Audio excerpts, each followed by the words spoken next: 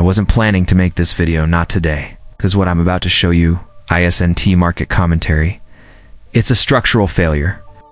While YouTube has been obsessed with China, while analysts argued over Fed dots and inflation charts, a silent extraction has been happening behind the scenes.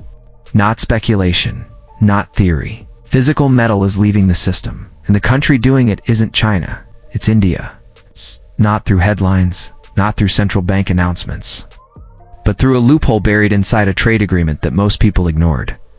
This isn't about silver prices. This is about who controls supply when price stops mattering. For decades, the silver market followed a simple geography. Metal came out of the ground in the Americas. It was refined in Europe, stored in London and New York, priced by Western institutions. Asia was the buyer, not the architect. India and China stood at the end of the line. They paid the price, London set. They took delivery when allowed. That model is dead. And most investors don't realize it yet because they're re-staring at charts instead of logistics. India's old problem, the tax wall. India has always loved precious metals, culturally, historically, religiously, but the Indian government hated importing them. Why? Because gold and silver drained foreign reserves.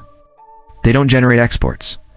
They worsen the current account deficit. So New Delhi built a wall, import duties, taxes, bureaucracy. For silver, the effective barrier was roughly 15%. In commodity trading terms, that's not a speed bump. That's a concrete barricade. It made arbitrage impossible.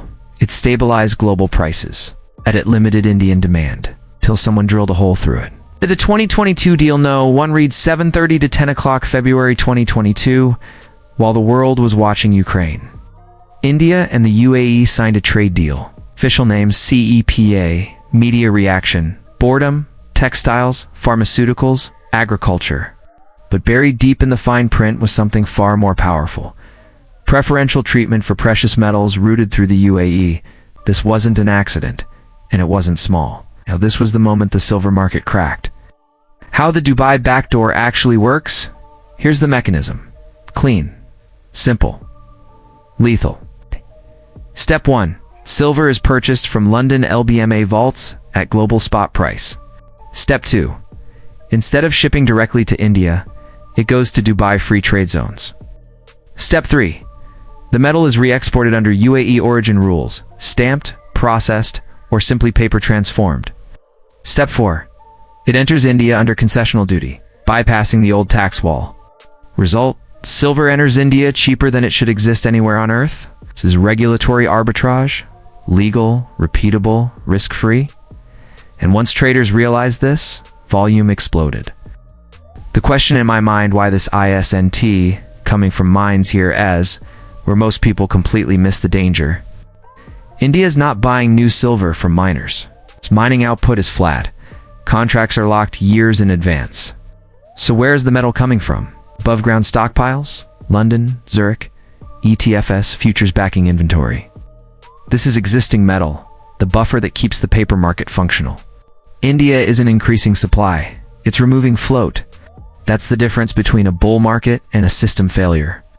The numbers that should terrify you, forget percentages for a moment. Let's talk tonnage. In a short window, India imported roughly 4,500 metric tons of silver. That's about 144 million ounces. Global annual mine supply, around 840 million ounces. One country absorbed nearly 20% of annual global supply without mines increasing output. That metal didn't disappear into ETFs. It didn't go into central banks. It went into industrial supply chains, solar manufacturing, electronics, private vaults. Once silver enters India, it does not return.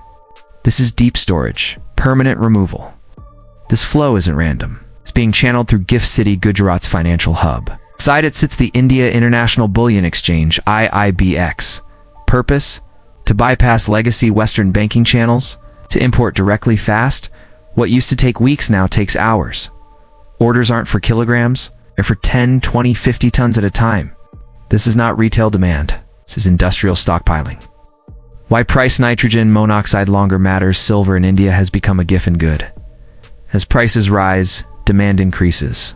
Why? Because buyers aren't price sensitive, They're supply sensitive. Solar factories cannot shut down. EV infrastructure cannot pause. Electronics manufacturing cannot wait. India isn't buying silver as an investment. It's buying future production security. It breaks every Western pricing model. Meanwhile, New York traders are shorting paper. They see CPI. They see Fed statements. They do not see cargo manifests. They don't see Heathrow to Dubai flights loaded with bars. They are trading ghosts. And when paper contracts come due, some of those bars will not exist anymore. This is how markets break quietly first, violently later. In 1980, the Hunt brothers tried to corner silver, used leverage. They got crushed. India is not leveraged, cannot margin call a nation, cannot force liquidation. This is a sovereign squeeze, not a speculative one. Once consumed, silver is gone. No rule change can bring it back. The West thought suppressing silver prices was control. It wasn't, it was a subsidy.